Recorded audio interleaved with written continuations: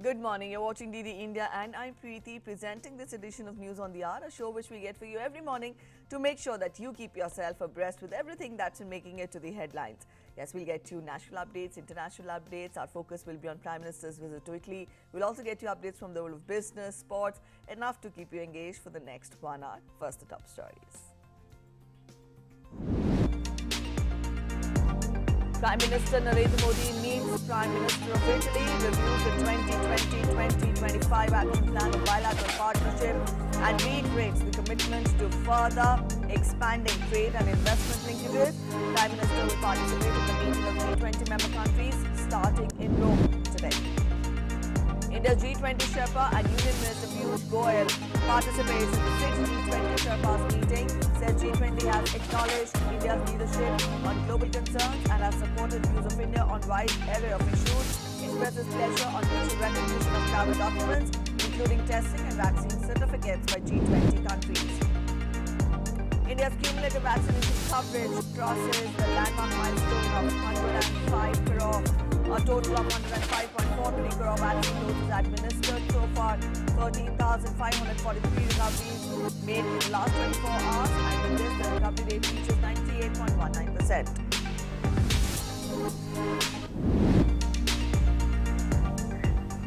U.S. Food and Drug Administration authorizes Pfizer and BioNTech COVID vaccines for children aged 5 to 11 years. The vaccine becomes the first COVID shot for young children in the United States.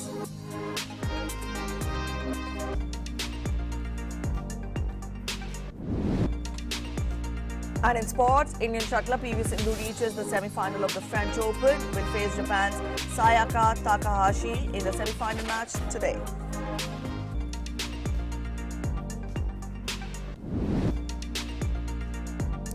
And in the T20 World Cup, Pakistan beats Afghanistan by 5 wickets. In today's matches, South Africa will be up against Sri Lanka, while in another match, England will face Australia.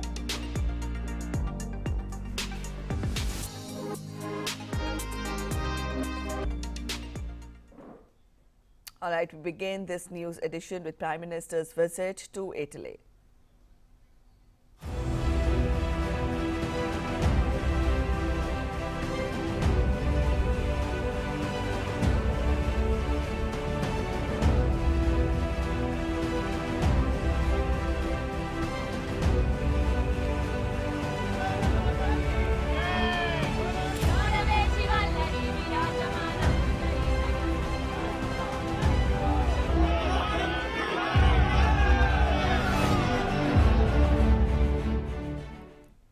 Prime Minister Narendra Modi will today attend the 16th G20 summit in Italy. Now, this G20 grouping is the most powerful grouping in the world, covering 80% of the global GDP and 60% of the world's population. India is a founding member of this organization, and it has always raised the issues pertaining to developing countries. Prime Minister Modi is likely to highlight issues ranging from global health governance, tax evasion to climate change. We get to more in this report. As leaders of the 20 biggest economies of the world gather here in Rome over the weekend for the 16th G20 summit, they will be primarily focusing on achieving global health and economic recovery, sustainable development and climate change. Prime Minister Narendra Modi, during his interventions at the G20 sessions, will stress upon setting realistic and achievable targets and countries then honoring their commitments. This will be the 8th G20 summit meeting of Prime Minister Modi as Prime Minister. Before that, PM Modi has represented India in this conference 7 times. India is a founding member of the G20 organization and has always raised the issues pertaining to developing countries. India is going to take on the G20 presidency on 1st December 2022 and will be the president and take the chairship of G20 for the year 2023. We will enter the Troika on 1st December 2021 and will play a leadership role on the issues and concerns of the developing countries and emerging market economies in the G20 forum under the leadership and guidance of Prime Minister Shri Narendra Modi. India has been a party to reforms in global institutions from global governance, India will put issues such as global health governance on the G20 platform. India will also call for consensus among the countries on the basis of approval of the authenticity of the vaccine so that people do not face inconvenience in international travel. The G20 nations have endorsed India's position that extensive COVID-19 immunization is a global public good. I'm also happy to share with you that we got tremendous support from the G20 nations for our suggestion on mutual recognition of travel documents, including testing and vaccine certificates. The first session on 30th of October will be on global economy and global health. On 31st of October, the second session will be on all the important issues of climate change and environment, while the third and the last session, also on 31st, will deal with sustainable development. Prime Minister Narendra Modi, during his interventions, could also appeal to the developed world to reduce their divergences with the developing world and look at climate financing and put in a model for achieving transfer of technology and climate financing, especially to the developing and the least developed countries. On climate change and environment, India has spoken very strongly on the need for critical enablers for galvanizing global climate action, which includes commensurate long-term concessional climate finance, access to affordable and sustainable technology, and commitment to adopt sustainable lifestyles and responsible and consumption patterns which are suited to eliminating waste. This year's theme, People, Planet and Prosperity, primarily means health recovery as far as people goes, prosperity, economic recovery and planet, climate change. Amritpal Singh, DD India, Italy. And ahead of the G20 summit, Prime Minister Narendra Modi will today hold a one-on-one meeting with Pope Francis in the Vatican City. Prime Minister Narendra Modi comes to Rome in Italy to participate in the 16th G20 summit. He'll be taking out time and to meet the Pope here at the Vatican City. Pope Francis is the head of the Catholic Church and also the sovereign of the Vatican City State, which is the smallest city-state or smallest country in the world with a population of merely 800 people. But that outsizes its influence that the Pope has, especially on the Christian world. The Pope also will be meeting other world leaders like US President and the South Korean President. With cameraman Rakesh Kumar, Amritpal Singh, DD India, Vatican City. And earlier on Friday, Prime Ministers Narendra Modi and Italian Prime Minister Mario Draghi met in Rome. The two leaders held extensive talks on diversifying Italy-India ties. Prime Minister Modi and Prime Minister Draghi reviewed the 2020-2025 action plan of the bilateral partnership and reiterated the commitment to further expanding of trade and investment linkages. They also resolved to cooperate for accelerating clean energy transition to fight climate change. Prime Minister has spoken on a number of occasions with Prime Minister Draghi, including recently on the 27th of August when they discussed the issue of Afghanistan. And as you know, Prime Minister Draghi invited him to participate in the international summit in Afghanistan, which the Prime Minister did. There was some conversation on that issue as well. I think the reviewed the progress since the India-Italy virtual summit that was held in November 2020, and of course looked at other areas of cooperation to provide fresh impetus to the bilateral cooperation in renewables and clean energy. India and Italy issued a joint statement announcing a strategic partnership on energy transition and agreed to explore partnerships in areas such as large-size green corridor projects, smart grids, energy storage solutions, gas transportation, integrated waste management, waste to wealth, as it's called, development and deployment of green hydrogen, and promotion of biofuels. India and Italy also signed an agreement, statement of intent on textiles cooperation during the meeting. Prime Minister, during his meeting with European Council President Charles Michel and European Commission President Ursula von der Leyen, discussed issues like climate change, COVID pandemic and also contemporary global and regional developments. The leaders reviewed India-EU cooperation covering political and security relations, trade and investment relations, as well as the roadmap 2025 adopted at the last India-EU summit. As I mentioned, they also discussed developments around climate change, COVID-19 pandemic and contemporary global and regional developments of interest. Prime Minister highlighted India's perspectives on climate change, Afghanistan, the Indo-Pacific. The EU leaders, as well as the Italian Prime Minister, did congratulate Prime Minister for India's excellent progress on vaccination. Prime Minister Narendra Modi also held extensive interaction with members of different communities, including the Indian diaspora and the Friends of India in Italy. Prime Minister Narendra Modi met and interacted with the community members from various organizations, including the representatives of Italian Hindu Union, Sanatan Dharma Samgha. Also, Prime Minister lauded the role played by them in propagating Indian culture in Italy. Prime Minister also met and interacted with the community members of the Italian Congregation for Krishna Consciousness, that is, ISKCON. He also appreciated their contribution in several social activities, including spreading the message of Bhagavad Gita in Italy. The Prime Minister also interacted with several Indologists and Sanskrit experts from Italian University. He noted their interest in Indian culture, literature and practice of yoga and Ayurveda and lauded the role played by them in strengthening the ties between India and Italy.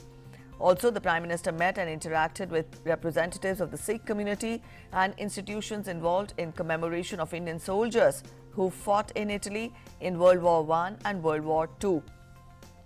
Prime Minister also paid tribute to the valor shown by Indian soldiers in these wars.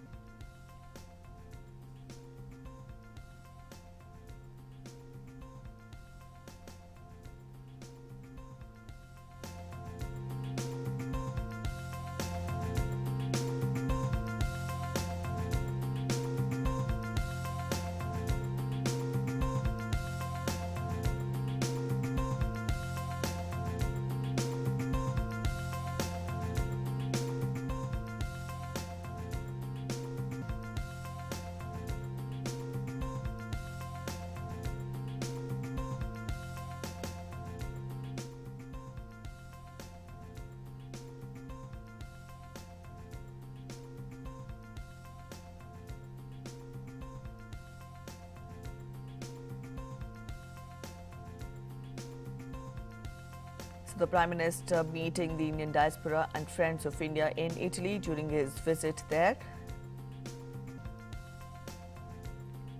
And the Prime Minister will be participating in the G20 summit that will be held today.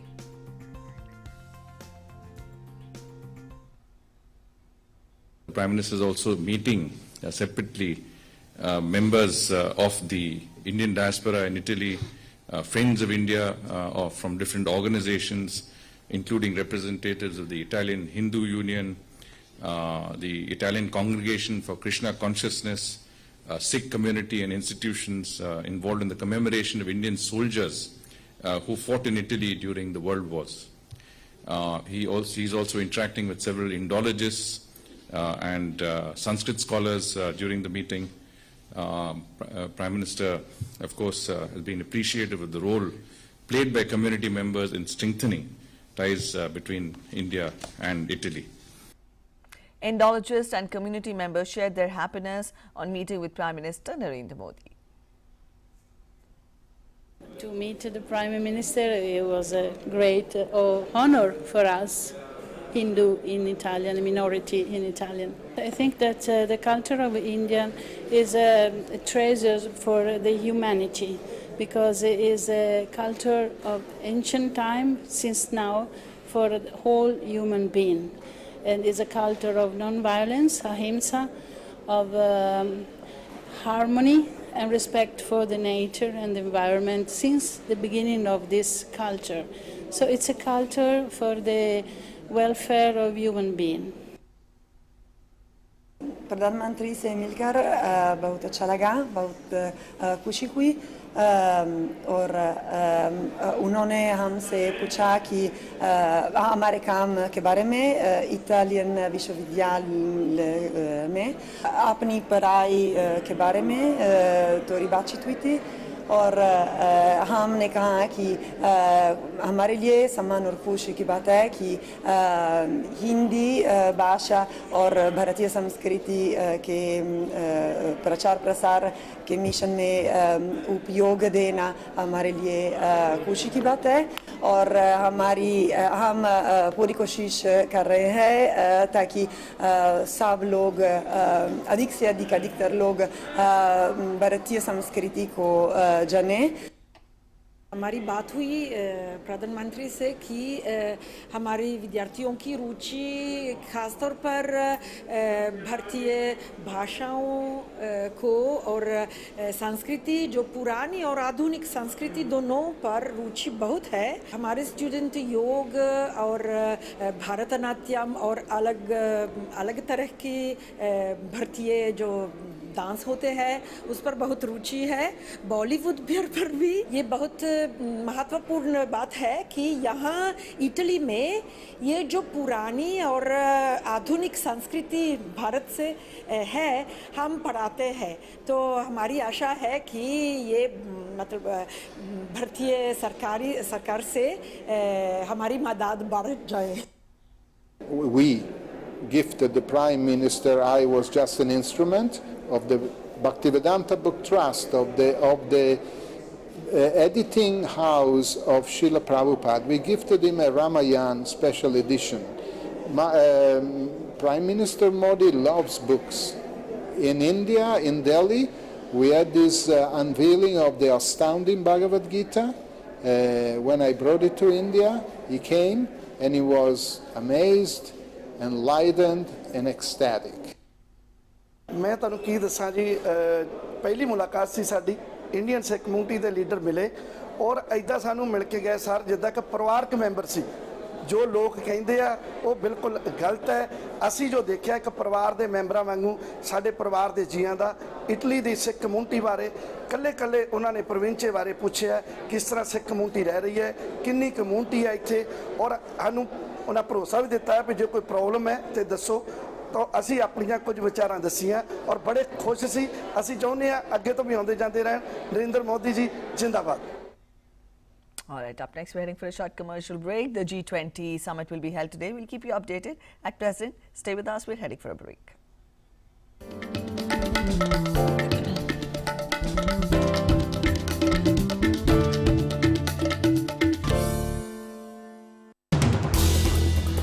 As the day unfolds and news and events take shape, we get you complete coverage of every news breaking in, tracking new developments as they happen.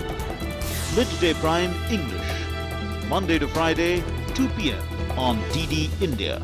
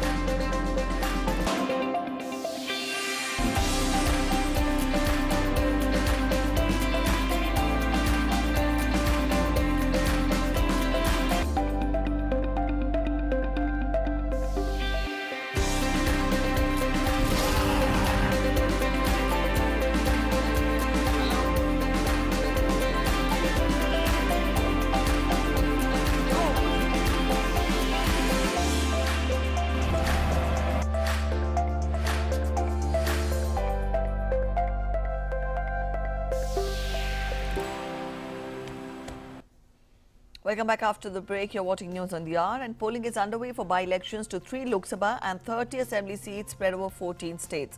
Lok Sabha by-polls are being held for Khandwa Lok Sabha constituency in Madhya Pradesh, Mandi in Himachal Pradesh and Dadra and Nagar Haveli.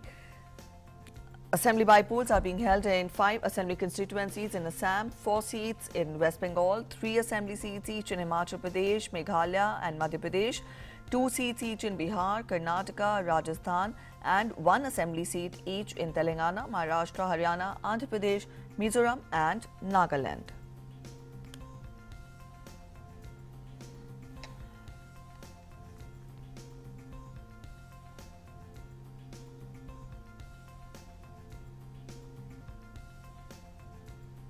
Getting you an update on the nationwide COVID vaccination drive. When we talk of the coverage, it has crossed 105 crore landmark. Over 105 crore 43 lakh vaccine doses have been administered across the country so far. Out of the total vaccination, more than 73 crore vaccine doses have been given as the first dose, while over 32 crore doses have been administered as the second dose. More than 56.91 lakh vaccine doses have been administered in the last 24 hours.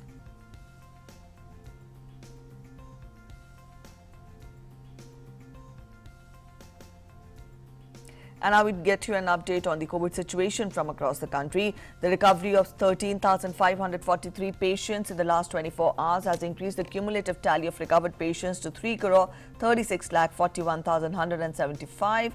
Consequently, the recovery rate stands at 98.19%. 14,313 new cases were reported in the last 24 hours. The active caseload remains below 2 lakh mark and also is presently at 1,61,555, which is the lowest in the last 245 days. Active cases presently constitute 0.47% of the country's total positive cases, which is lowest since March 2020. While testing capacity has been enhanced across the country, weekly positivity rate at 1.18% remains less than 2% for the last 36 days now. The daily positivity rate is reported to be 1.22% and it remains below 2% for the last 26 days and below 3% for 61 consecutive days now. The testing capacity across the country continues to expand. India has so far conducted over 60.7 crore tests.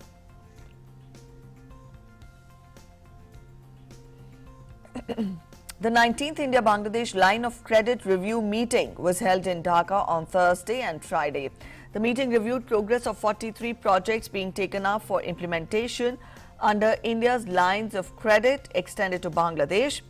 The review meeting identified the existing issues with project implementation and their possible resolution mechanisms. Detailed timelines were also determined for all steps involved in project implementation. Bangladesh is the largest development partner under India's LOC program, with 4 LOCs worth $7.862 billion extended to it for undertaking infrastructure development projects in a wide area of sectors. Approximately $865 million have already been disbursed out of the total LOC so far. And India has handed over 3 life support ambulances to Bangladesh on Friday. The High Commissioner of India to Bangladesh, Vikram Doraiswamy, handed over 3 fully equipped life support ambulances to the government of Bangladesh on behalf of India. The brand new ambulances are fitted with modern critical life-saving equipment. They can be used by paramedics and first responders to provide quality emergency care and trauma life support to patients en route to hospitals for treatment. These ambulances are part of the overall program for supply of 109 life support ambulances as announced by Prime Minister Narendra Modi during his visit to Bangladesh in March this year. The Kalinga Institute of Industrial Technology and Kalinga Institute of Social Sciences has signed an MOU with UNESCO's Mahatma Gandhi Institute. The Mahatma Gandhi Institute will provide online courses for emotional and mental well-being for the staff and students of Kalinga Institutes. Dr. Achyuta Samanta, founder of Kalinga Institutes, and Dr. Ananta Duraipa, who is the director at UNESCO, signed the MOU.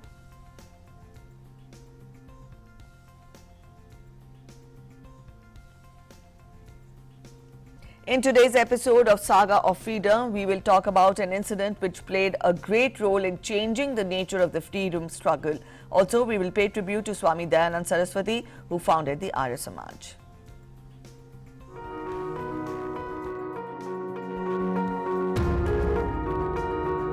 October has a great significance in the history of India's freedom movement. On this day in 1928, an incident took place which played a great role in changing the nature of the freedom struggle. The British government sent a 7-member commission to India under the chairmanship of Sir John Simon. The commission was given the responsibility to prepare a report on how well the 1919 Government of India Act was working. There was deep resentment in India over the composition of the commission, as it did not include any Indian delegates. As a result, the Indian National Congress decided to boycott the commission. On 30th of October 1928, the commission was met by protesters waving black flags upon its arrival at the Lahore railway station. The peaceful protest was led by Lala Lajpat Rai, who had moved a resolution against the commission in the Legislative Assembly of Punjab in February 1928. In order to make way for the commission, the local police force began beating protesters. British police officer James A. Scott ordered a lathi charge, and Lala Lajpat Rai was among the protesters injured seriously. Refusing to buckle down, Lala Lajpat Rai said, "I declare that the blows struck at me today will be the last nails in the coffin of British rule in India." Rai did not recover from the blows received during the protest and died on November 17, 1928, following a heart attack. Doctors believed that the assault by Scott led to his death. While the British Parliament refused to accept any role in the death of Lala Lajpat Rai, revolutionaries Chandrasekhar Azad, Bhagat Singh and their associates, however, vowed to avenge his death. They plotted to assassinate James Scott, the official who ordered the lathi charge. A month after Rai's death, they killed Assistant Superintendent of Police J.P. Saunders, mistaking him for James A. Scott. This incident took place not very far from the National College of Lahore, which was set up by Lala Lajpat Rai in the early 1920s as part of nationalization of education. It was in this college that Bhagat Singh met his comrades-in-arms Sukhdev, Yashpal, Ramakrishna and Bhagwati Charan Vora. Together, they formed a leftist revolutionary party called Naujawan Bharat Sabha. 30th October also marks the death anniversary of Swami Dayanand Saraswati, who founded the Arya Samaj at Lahore in 1877. The Hindu revivalist movement looked to modernize Hinduism by removing some of its corrupting influences and seek the essence of Vedic culture that it believed represented the religion's true form. As an outspoken person, Swami Dayanand strongly resisted social ills and outdated religious practices. In this process, he made enemies, many of whom also tried to harm him. He survived many such attempts till September 29, 1883, when his own cook gave him a glass of poisoned milk. The Swami suffered in pain for a month before he died on October 30, 1883. Though Swami Dayanand was not directly involved in politics, his teachings found a lot of resonance with the freedom struggle. They also influenced and inspired a large number of freedom fighters such as Ram Prasad Bismil, Subhash Chandra Bose, Bhagat Singh and Lala Lajpat Rai. Bhagat Singh was an alumnus of the Dayanand Anglo-Vedic School in Lahore.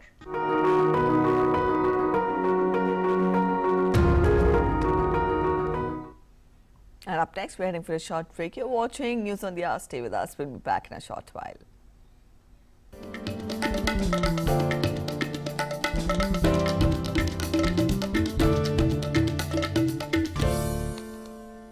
Namaste India. Namaste land. Marhaban ila al-Hind. Zari India. Salam India. Namaste India. Namaskar Bharata.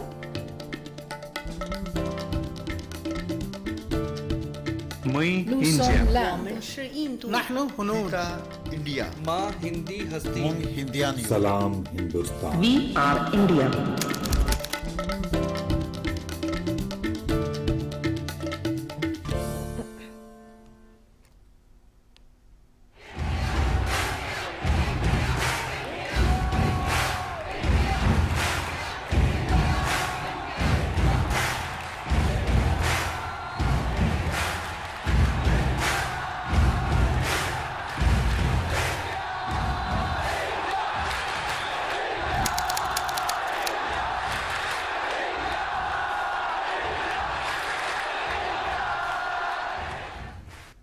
Your window to rising India. India's voice on global platforms. Latest news from India and around the world. In-depth analysis of global headlines. Watch DD India in your country. Available for downlink in all Southeast Asian countries. STTV broadcast is available through the satellite GSAT 17 at 93.5 degrees east. HDTV broadcast is available through the satellite GSAT 10 at 83 degrees east. For technical details, scan here. Switch to DD India now. Welcome back after the break. Let's get to global updates. We talk of the COVID updates first from across the world. When we talk of the figures, then the virus has infected more than 24 crore 67 lakh people across the world, while the number of recoveries stands above 22 crore 35 lakh. The death toll from the disease has caused grim milestone of 50 lakh. Also, COVID-19 has claimed more than 50 lakh 4,000 lives across the world. The US continues to remain the worst affected with the disease. The country has reported over 4 crore 67 lakh cases, while it has lost more than 7 lakh 65,000 lives so far.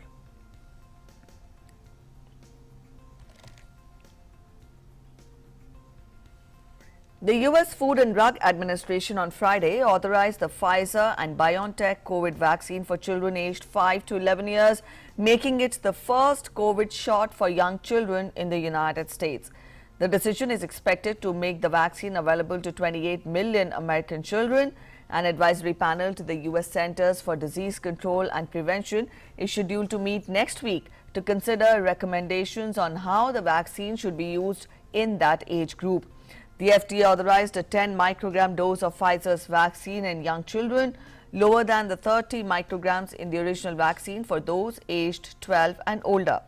The vaccine companies say that the vaccine showed 90.7% efficacy against the virus in a clinical trial of children aged 5 to 11.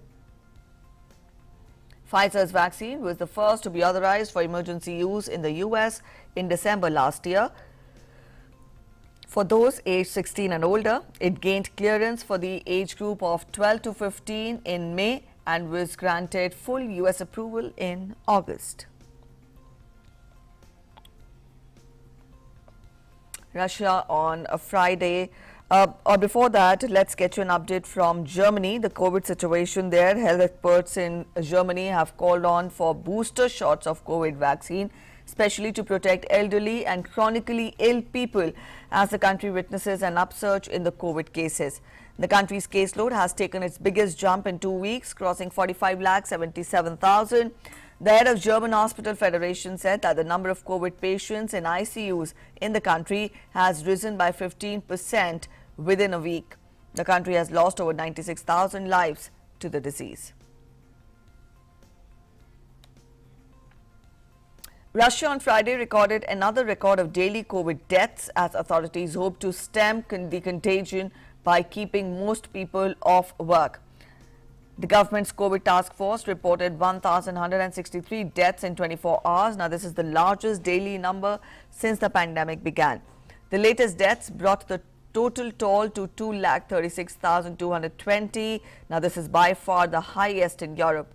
To contain the spread of the infection, Russian President Vladimir Putin has ordered a non-working period from October 30th to November 7th, when most state organizations and private businesses are to suspend operations. He encouraged Russia's worst hit regions to start sooner and some ordered most residents off work earlier this week.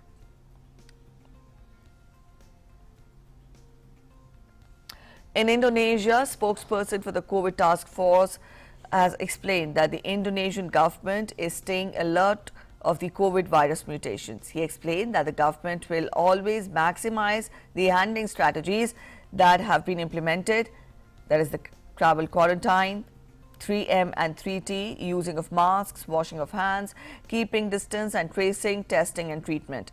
In a previous press statement, the Minister of Health said that the government continues to monitor the new variations of the virus in Indonesia.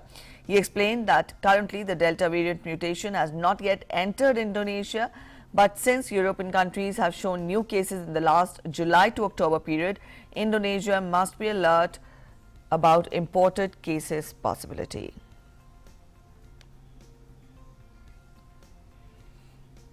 South Korea will loosen COVID restrictions from 1st of November. The country said that it will phase out all operating hour curbs on restaurants and cafes. The new measures also include the implementation of its first passport for high-risk venues such as gyms. The first phase will go into effect from 1st of November, while the country plans to scrap all its restrictions by February. In the first phase, private gatherings will be allowed with people up to 10 in Greater Seoul and up till 12 in other regions, regardless of vaccination status. But restaurants and cafes will keep a cap on up to 4 unvaccinated people per group. Visits to high-risk venues such as indoor public places will require proof of vaccination or a negative COVID test. The result within 48 hours. The country has more than 3,60,000 cases of the disease, with fatalities standing above 2,800.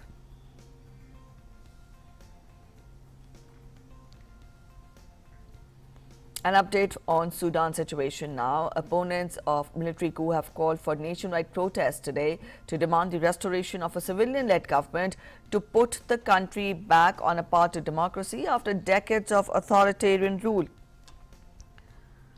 Thousands of Sudanese have already taken to the streets this week against the coup led by General Abdel Fattah al-Burhan, who dissolved Prime Minister Abdullah Hamdok's cabinet in a coup that has led Western states to freeze hundreds of millions in aid. With internet and phone lines restricted by the authorities, opponents of the coup have sought to mobilize for the protest using flyers, SMS messages, graffiti and neighborhood rallies. With at least 11 protesters killed in clashes with security forces this week, opponents fear that a full-blown crackdown and more bloodshed could be in waiting.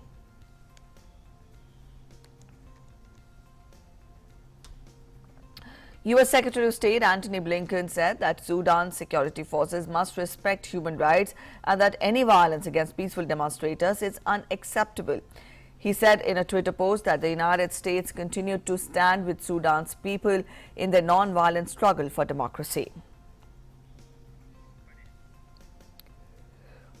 U.S. Vice President also said that the U.S. administration stands with the people of Sudan as they work to restore their civilian-led government and also advance their democratic aspirations.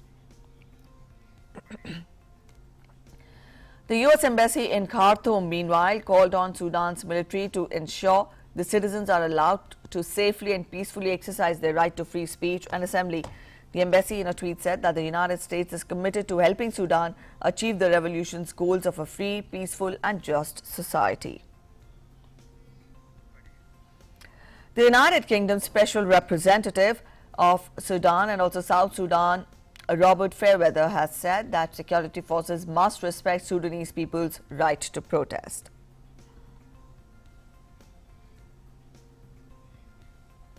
Education Cannot Wait Director Yasmin Sharif led the first all-women mission to Afghanistan since Taliban takeover, where she met with the de facto authorities in Kabul.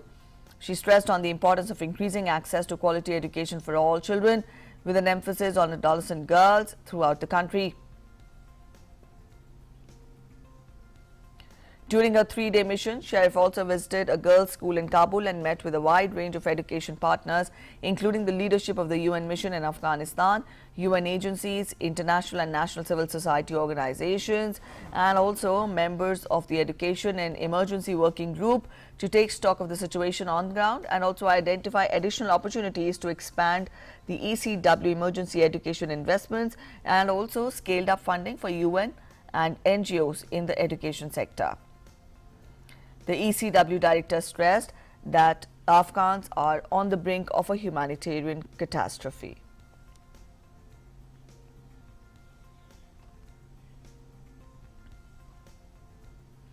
Vietnam will be implementing the National Green Growth Strategy by 2030.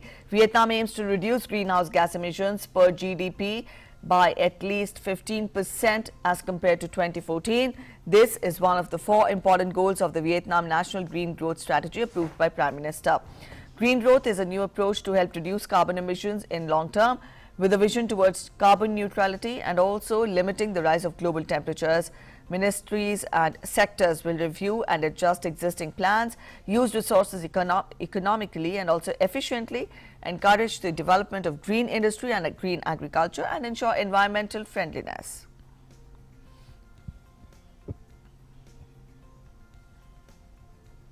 Voters in Japan will head to the polls on Sunday, with Prime Minister Fumio Kishida's party fighting to save its majority in the lower house amidst frustration over its handling of the COVID pandemic as well as worsening economic inequality. Japan's parliament has already been dissolved ahead of tomorrow's vote. The ruling Liberal Democratic Party had 276 seats in the 465-member chamber, while its coalition partner Komito had 29. Most opinion polls are projecting that the LDP will retain power, albeit with a reduced number of seats. Earlier this month, Japan's outgoing Prime Minister Fumio Kishida had surprised by calling for early parliamentary polls. Kishida had expressed a wish to implement large-scale COVID countermeasures and bold economic policies, saying that the polls will make it clear whether people trust him to carry out these policies.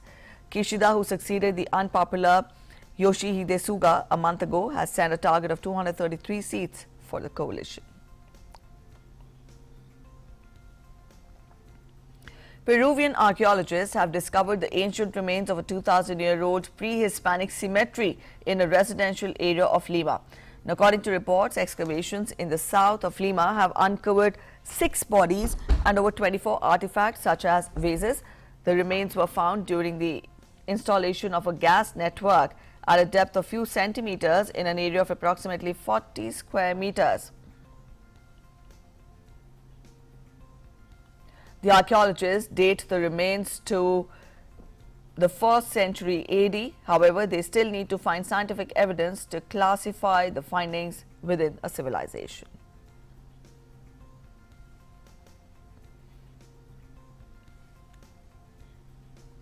In the U.S., heavy rainfall lashed parts of East Coast, causing flooding, blanketing in the greater Maryland and Washington, D.C. area. As rain continued over the day on Friday, downtown Alexandria, Virginia witnessed flooding. Flood warnings were issued for Potomac River and also the Chesapeake Bay amidst heavy winds.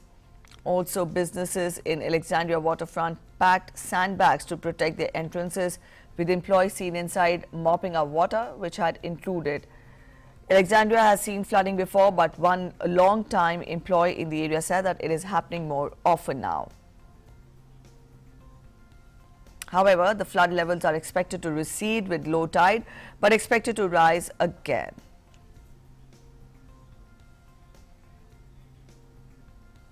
Up next, we take a look at the update on Spain's La Palma Island, where the Cumbre Vieja volcano has stepped into its 6th week of activity, having begun on 19 September. After creating havoc for past weeks, the volcano is attracting tourists keen to help La Palma on Friday.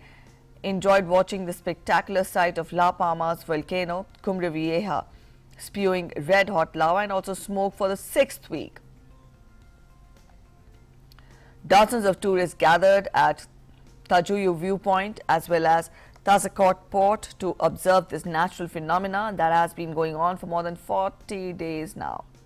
Tourists were keen to help La Palma by spending money on local hotels, restaurants and car rental to boost the island's economy. Around 7,000 people have had to evacuate their homes in La Palma after a 5.0 magnitude earthquake was recorded. That was the highest since the eruption began. Lava flow now covers surface area of over 900 hectares according to Copernicus radar imaging, with more than 2,200 buildings destroyed. Over 35,000 earthquakes and tremors were recorded in La Palma over the past 1 month.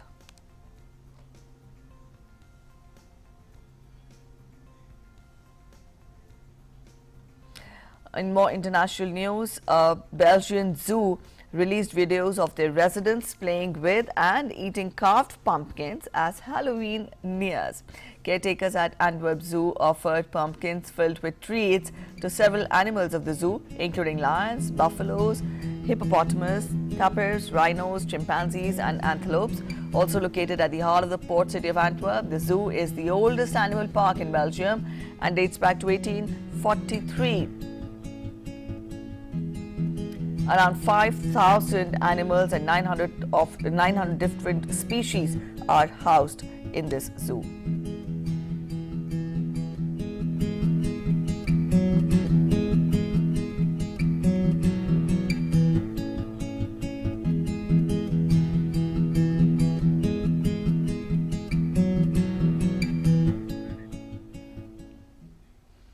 In Mexico, decorated skulls and altars are being set up to remember those who lost their lives to COVID pandemic. Set up near Mexico City's busy downtown area, the memorial is both a traditional Day of the Dead altar and a memorial to pandemic victims. The family members of those who died due to the pandemic are being invited to bring flowers and light candles. Mexico was among one of the worst hit countries from COVID-19.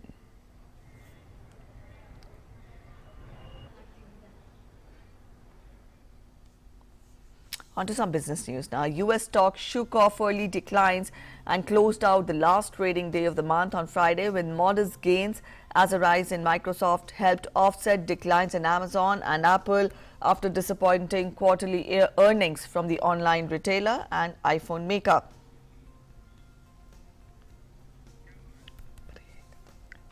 According to preliminary data, the S&P 500 gained 8.48 points to end at 4,604.9 points, while the Nasdaq Composite gained 48.66 points to 15,496.78. The Dow Jones Industrial Average rose 88.36 points to 35,818.84. Time now for a short break. When we come back, we'll get you updates from the world of sports. Stay with us.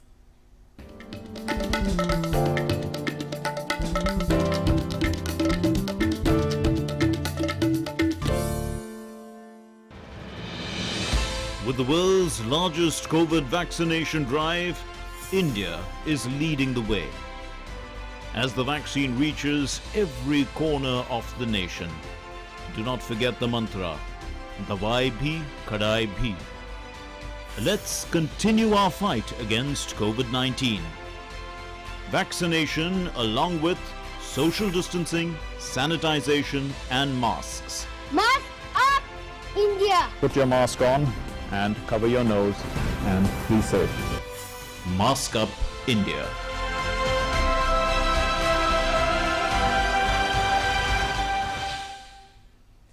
Welcome back after the break. Let's get you updates from the world of sports now. India's double Olympic medalist P V Sindhu continued her impressive run at the French Open badminton tournament by sailing into the women's singles semi-finals with a straight game win over Thailand's Busanan Ongpum Rangphan on Friday.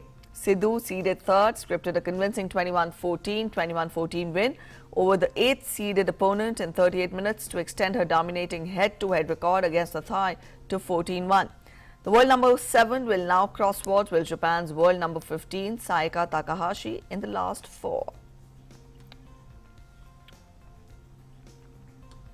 In T20 Cricket World Cup, Pakistan beat Afghanistan by 5 wickets in Dubai last night.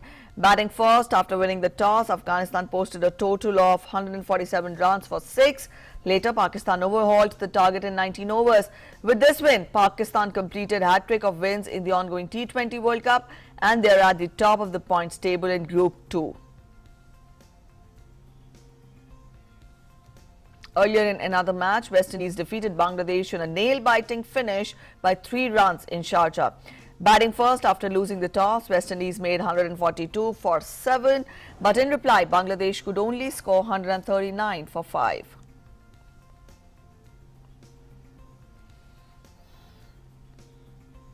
And in today's fixture, South Africa will meet Sri Lanka in their third T20 World Cup Super 12 Group 1 match in Sharjah. In the other match, England and Australia are set to lock horns in match number 26 of the T20 World Cup in Dubai. The Brits, led by Ian Morgan, have had an outstanding campaign so far with victories in both their Super 12 games of the event.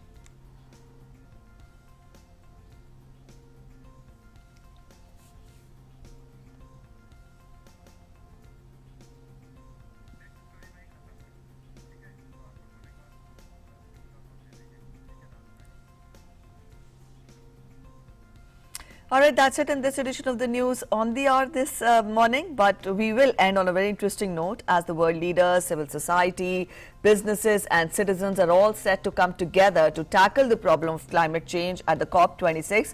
The UNDP has released a video to explain what is at stake. Titled "Don't Choose Extinction," the viral video depicts a dinosaur addressing the UN General Assembly. Actor Jack Black as the dinosaur makes a strong case for humans to change their ways or go extinct. Take a look. Have a good day ahead. Namaskar.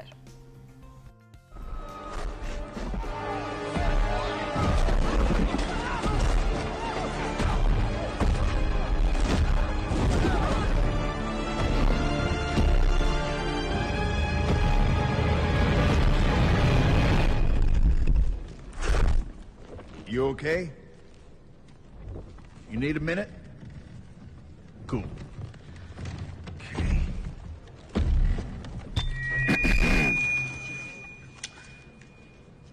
Listen up, people.